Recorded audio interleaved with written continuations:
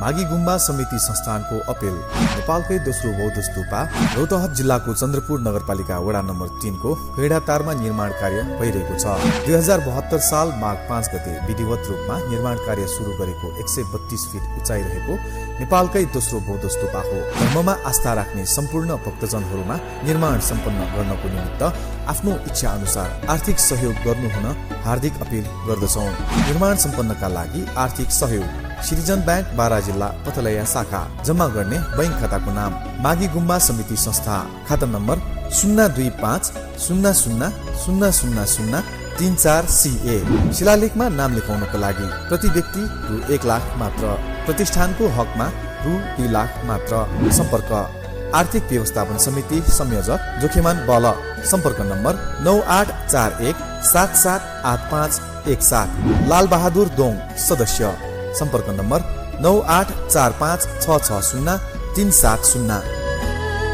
विदेशी ग्यास छोडौँ स्वदेशी बिजुली जोडौँ भन्ने नाराका साथ विद्युतीय चुलोको प्रयोग बढाउँदै लाने योजनालाई अझ प्रभावकारी ढङ्गबाट अघि बढाउनु पर्नेछ। यसका लागि धेरै विद्युत खपत गर्ने ग्राहकलाई विद्युत महसुलमा सुविधा दिने निर्णय समेत गरिसकिएको छ। यसबाट ग्यास खरिद बापत विदेशी नै पुँजी नेपालमै बस्छ, विद्युत खपत बढ्छ, साथै निकट भविष्यमा खेर जान सक्ने विद्युतको उपयोग हुनेछ र भविष्यको आम्दानी समेत अझ बढ्नेछ। त्यसै गरी देशको ठुलो रकम कृषिजन्य वस्तुको आयातमा खर्च हुने गरेको हालको वास्तविकतालाई परिवर्तन गरी देशलाई कृषिमा आत्मनिर्भर बनाउन जरुरी छ। त्यसका लागि मन्त्रालयले खेतीयोग्य जमिनमा सिँचाइ पुर्याउने उद्देश्यले कार्यक्रम सञ्चालन गरिरहेको छ, जसबाट जमिनको उत्पादक क्षमता वृद्धि हुन्छ र कृषिमा आत्मनिर्भर बन्ने राष्ट्रिय आवश्यकता पूरा गर्न सकिन्छ। अब नहर तथा कुलोबाट सिँचाइ हुन नसक्ने कृषियोग्य जमिनमा सिँचाइ फिडर जडान गर्दै कृषि विद्युतीकरण गर्ने कार्यलाई प्राथमिकतामा राख्नुपर्दछ। त्यसैका लागि सिँचाइमा प्रयोग हुने विद्युतमा उल्लेख्य महसुल घटाउने निर्णय गरिसकिएको छ। 2 वर्षभित्र देशलाई पूर्ण विद्युतीकरण गर्ने राष्ट्रिय लक्ष्यलाई सम्पन्न गर्न नेपाल विद्युत प्राधिकरण र वैकल्पिक ऊर्जा प्रवर्धन केन्द्रले गर्ने कामको क्षेत्र निर्धारण गरिएको छ। प्राधिकरणले गर्ने क्षेत्रहरूमा विद्युतीकरणका लागि तुरुन्त ठेक्का गर्न, साथै ठेकेदारहरूबाट हुने गरेका ढिलासुस्तीका गुनासा देशैभरिबाट आउने गरेको हुँदा त्यस्ता गुनासा समाधान गरी तुरुन्त काम सम्पन्न गर्ने वातावरण बनाउन प्राधिकरण चनाखो हुनुपर्ने भएको छ। जलाशययुक्त र अर्ध जलाशययुक्त आयोजनाहरूको निर्माणलाई सरकारले प्राथमिकतामा राखेको छ। हालै मात्र मन्त्री परिषदबाट बुढी गण्डकी आयोजनालाई कम्पनी मोडलमा निर्माण गर्ने निर्णय गरिएको छ। यसमा नेपाल विद्युत प्राधिकरणको समेत सेयर रहने व्यवस्था गरिएको छ। प्राधिकरणको सहायक कम्पनीहरू मार्फत निर्माणाधीन आयोजनाहरू छिट्टै सम्पन्न गर्ने, निर्माण सम्पन्न भएका चिलिमे तामाकोसी कम्पनीलाई थप योजनाहरू निर्माण गर्न दिने योजना रहेको छ। यसले गर्दा विद्युत उत्पादनमा राज्यको भूमिका विस्तार हुनेछ र प्राधिकरण स्रोत सम्पन्न हुनेछ। अघिल्लो वर्ष बढेको विद्युत चुहाटलाई यो वर्ष करिब 2% नियन्त्रण गरी झन्डै 2 अरब आम्दानी थप भएको छ। हामीले वितरणतर्फको चुहाट अझ घटाई अन्तर्राष्ट्रिय मापदण्ड अनुसार कायम गर्न जरुरी छ।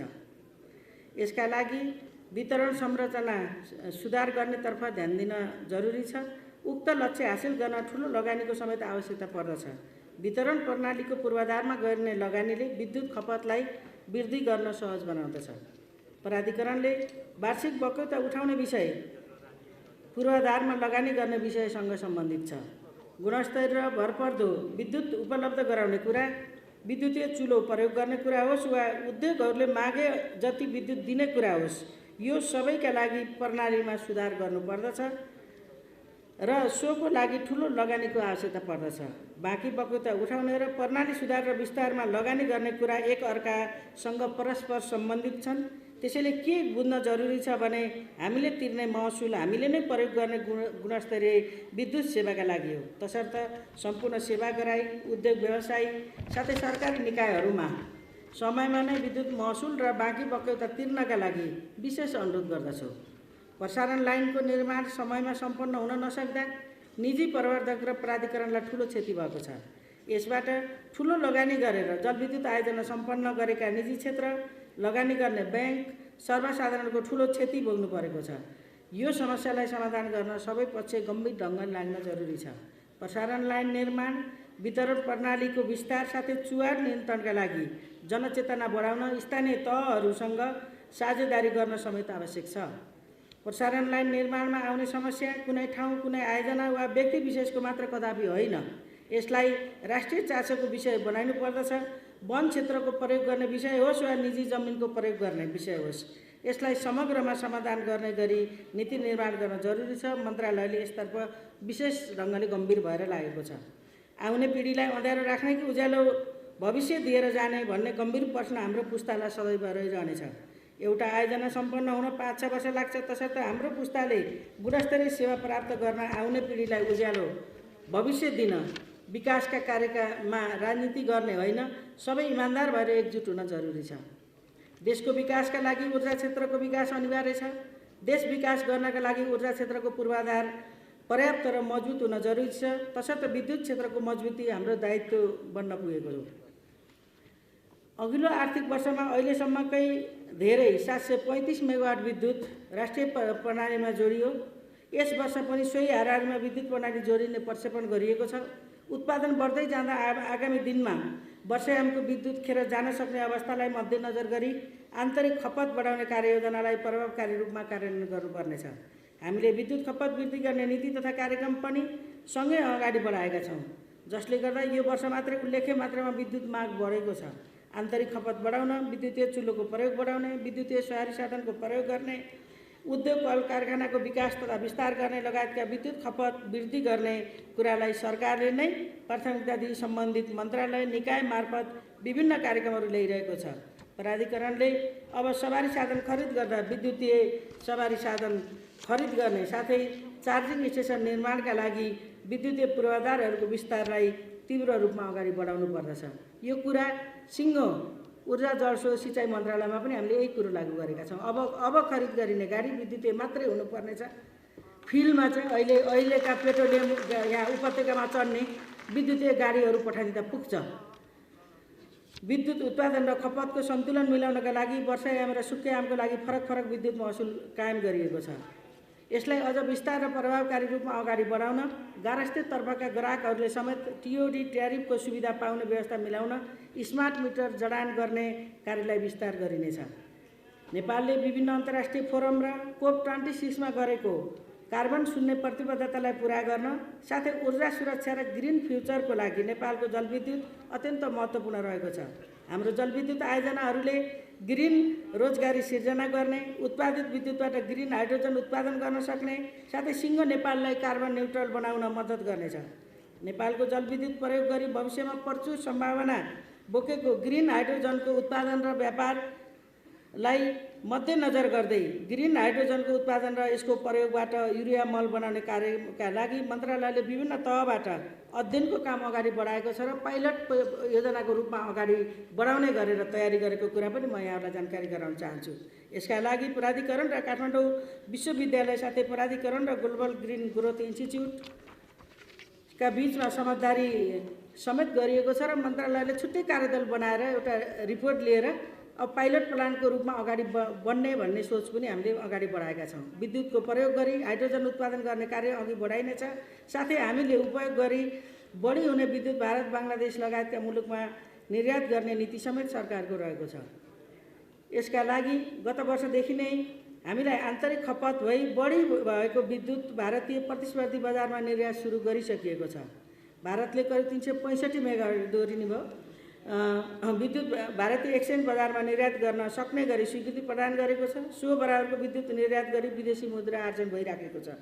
यसबाट प्राधिकरणले आफ्नो आम्दानी थप गर्न सफल भएको छ भने केही हदसम्म देशको व्यापार सन्तुलनलाई समेत मद्दत गर्न सकारात्मक ढङ्गले मद्दत गर्न सकेको छ। थप आयोजनाहरूको विद्युत निर्यात स्वीकृति प्राप्त गर्न आवश्यक पहल भइरहेको छ भने सो सहजताका लागि राजनीतिक र कूटनीतिक प्रयास जारी राखिएको छ। अन्तर्देशीय विद्युत व्यापारको लागि पर्याप्त प्रसारण लाइन र प्रसारणमा खुला पहुँच हुन जरुरी छ। पहिलो नेपाल भारत 400 केबी अन्तर्देशीय प्रसारण लाइन ढल्केबार मुजफ्फरपुर सञ्चालनमा आइसकेको छ र त्यसको पूर्ण क्षमतामा अघि बढाउन अझ बाँकी छ। दोस्रो अन्तर्देशीय न्यू बुटोल गोरखपुर प्रसारण लाइन यसै आर्थिक वर्षबाट सुरु हुन जाँदैछ। यी प्रसारण लाइनसँगै नेपाल भारत ऊर्जा सचिव सहसचिव स्तरीय बैठकहरू मार्फत अध्ययन भइसकेका थप अन्तर्देशीय प्रसारण लाइनहरू लम्की बरेली दुहवी पूर्णिया प्रसारण लाइनको सम्भाव्यता अध्ययन सम्पन्न गरी निर्माण सुरु गरिनेछ। साथै रातामाटी केरुङ प्रसारण लाइनको निर्माणको लागि नेपाल चीन बीच MOU सम्पन्न भइसकेको छ। नेपालको जलविद्युत विकासमा पुर्याएको योगदानको लागि निजी क्षेत्रलाई मैले धन्यवाद दिन चाहन्छु। निजी क्षेत्रले निर्माण गरेका र गर्दै गरेका विद्युत आयोजनाहरूले भोग्नु परेका समस्याको बारेमा समेत सरकार गम्भीर छ। सरकार विद्युत उत्पादनको क्षेत्रमा निजी क्षेत्रसँग सहकार्य गर्दै अगाडि बढेको छ र अझै पनि बन्ने नीति अङ्गीकार गरेको छ।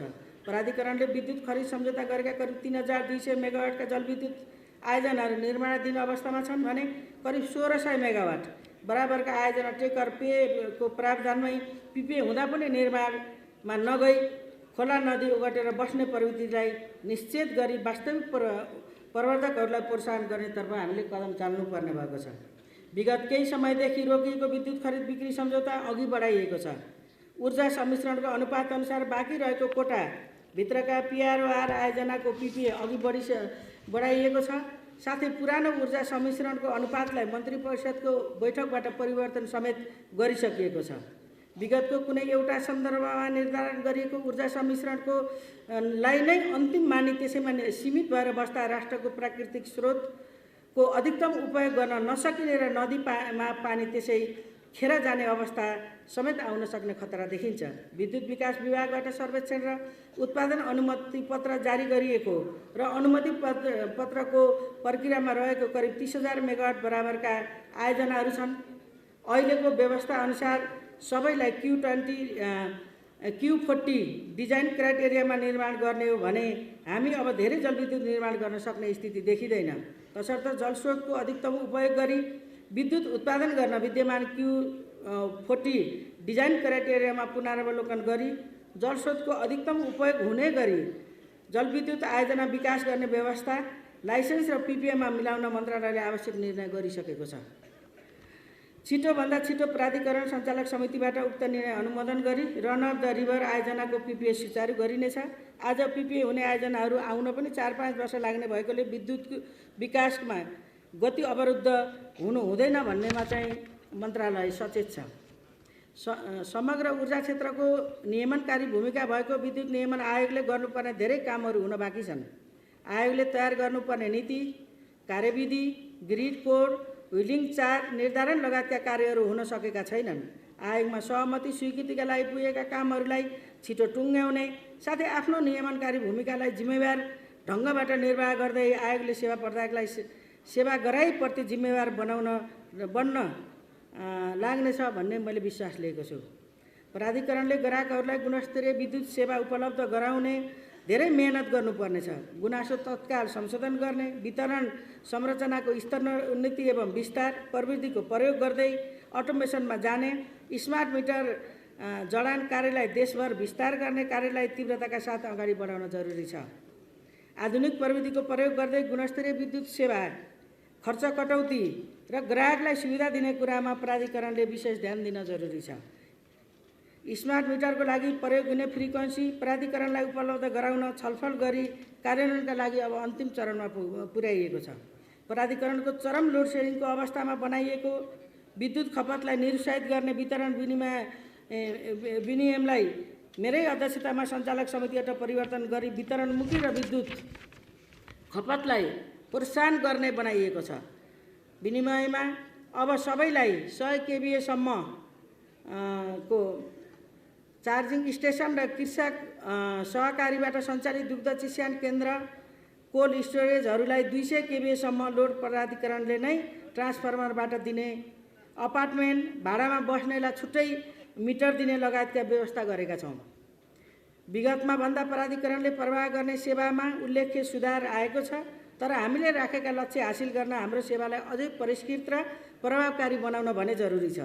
अब प्राधिकरणले ग्राहकहरूलाई विद्युत खपत बढाउन, विद्युतीय उपकरणको प्रयोग गर्न प्राविधिक सहयोग दिने, सल्लाह सुझाव दिने, विद्युतीय उपकरणहरूको प्रयोगबाट हुने आर्थिक लाभ, समयको बचत लगायतका फाइदाहरूको बारेमा सेवाग्राहीलाई जानकारी गराउने, साथै विद्युत खपत गर्न प्रोत्साहित गर्ने गरी छुट्टै डेस्क खडा गरी सेवा प्रवाह गर्न समेत म अनुरोध गर्दछु। हामीले नियम विनिमय त परिवर्तन गऱ्यौँ, अब सोही अनुसार कर्मचारीको सोच र काम गर्ने शैली पनि परिवर्तन गर्न जरुरी छ। मन्त्रालय, मन्त्री, प्राधिकरण, व्यवस्थापनले विद्युत खपत गर्नुहोस्, चाहे जति लोड स्वीकृत लिनुहोस् भन्दै हरेक कार्यक्रममा आह्वान गर्दै हिँड्ने, तलका कार्यालयमा एउटा 3 फेज मिटर माग्दा भोल्टेज पुगेन ट्रान्सफर्मर थपिदेऊ भन्दा महिनौँ कुर्नुपर्ने अवस्था अझै पनि विद्यमान छ। अबका दिन यस्तो व्यवहार र सेवा प्रवाहको शैली परिवर्तन गर्न जरुरी छ। त्यस्तो गुनासो आउने र मन्त्रालय संस्थाको नीति विपरीत काम गर्ने कर्मचारी शाखा प्रमुखलाई कारबाहीको दायरामा ल्याउन पनि व्यवस्थापनलाई म निर्देशन दिन चाहन्छु। मलाई थाहा छ एक ठाउँमा 6 महिनादेखि 3 फेज मागेको त्यो अझै पुरा भएको छैन। कुनै मनोजीका अहिले पछिल्लो रिपोर्ट होला। काम केन्द्रमा गर्ने तर भत्ता स्थानीय खाने, स्थानीय स्तरको खाने प्रवृत्ति राम्रो होइन। साथै सञ्चालनै नभएका आयोजनामा भत्ता सुविधाको लागि मात्र जाने प्रवृत्तिलाई पनि हामीले अन्त्य गर्नुपर्छ। संस्थाको विकास, गुणस्तरीय सेवा साथै कर्मचारीहरूको सेवा सुविधा र वित्तीय विकासमा पनि मेरो त्यत्तिकै ध्यान गएको छ। यहाँ अहिले नेता साथीहरूले बोल्नुभयो, मलाई पोहोर कसैले भनेको थिएन। म भर्खर आएको 1 महिना भएको थियो।